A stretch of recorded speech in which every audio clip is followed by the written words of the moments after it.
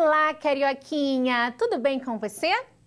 Na aula de hoje, nós vamos entender que em uma frase, além das letras, existem outros sinais gráficos. Sinais gráficos? Espera aí que eu vou explicar para você. Hoje vamos entender um pouquinho mais sobre esses sinais. Eu trouxe para vocês 3 sinaizinhos que utilizamos para finalizar uma frase. Para falar desses sinais, vamos pensar lá no início. Antes, a escrita não era tão conhecida por tantos e as pessoas contavam as histórias umas para as outras, até que surgiram os livros. E a escrita não podia ficar só com as letras, sentimos falta de alguma coisa. Então, os sinais de pontuação, eles vieram para ajudar a escrita na intenção da fala. Percebam bem. Veja, quando eu não falo só com a boca. Imagine se fosse assim. Oi, meu nome é Larissa. Na aula de hoje nós vamos estudar os tipos de pontuação. Vem comigo. Não teria nenhuma emoção, não é mesmo? Quando eu falo com o corpo, com os gestos, com as expressões faciais, com a entonação da voz. Vamos ver a diferença? Oi, meu nome é Larissa. Na aula de hoje vamos estudar os sinais de pontuação. Vem comigo. Ficou bem melhor, não é? Então, percebemos que a pontuação veio explicar o que as letras não conseguem. A pausa, a entonação, a emoção. Vamos ler um trecho do livro Alice Faz Aniversário, de Tânia Veloso, publicado pela editora Zite. Corre, calendário! Corre para chegar logo o meu aniversário! Pensa Alice todos os dias quando escuta a professora perguntar: que dia é hoje? Para ela, não tem data mais importante que a do seu aniversário. Vamos ver essas frases no quadro? Primeiro, vamos analisar a primeira frase do trecho que eu li. Corre, calendário! A autora utilizou um ponto de exclamação porque ela queria mostrar a emoção, o entusiasmo da Alice, querendo que os dias passassem depressa para chegar logo o seu aniversário.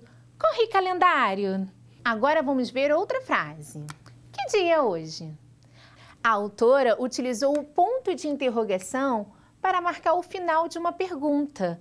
A professora perguntou para a turma: que dia é hoje? Utilizamos o ponto de interrogação no final de perguntas. Vamos observar mais uma frase.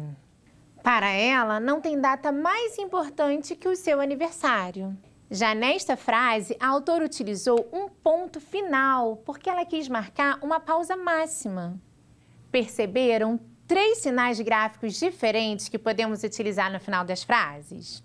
Vamos relembrá-los? Temos o ponto de exclamação. Quando eu utilizo o ponto de exclamação, tia Larissa? Eu utilizo o ponto de exclamação nas frases que eu quero demonstrar emoção. Pode ser uma tristeza, pode ser uma alegria, pode ser um susto, uma surpresa. Tudo que for emoção, eu termino com ponto de exclamação. Depois nós temos o ponto de interrogação. Tia Larissa, quando eu uso o ponto de interrogação? Quando a minha frase é um questionamento, uma dúvida, uma pergunta. Então, eu finalizo todas as perguntas com ponto de interrogação. E esse aqui é o ponto final. Nós utilizamos o ponto final quando queremos declarar uma frase afirmativa ou negativa, colocar apenas uma pausa máxima. Vamos entender mais um pouquinho na prática a utilização desses sinais gráficos. Imagine que o coronavírus já acabou e eu combinei com a minha família de ir à praia. E eu fui dormir muito ansiosa esperando esse dia.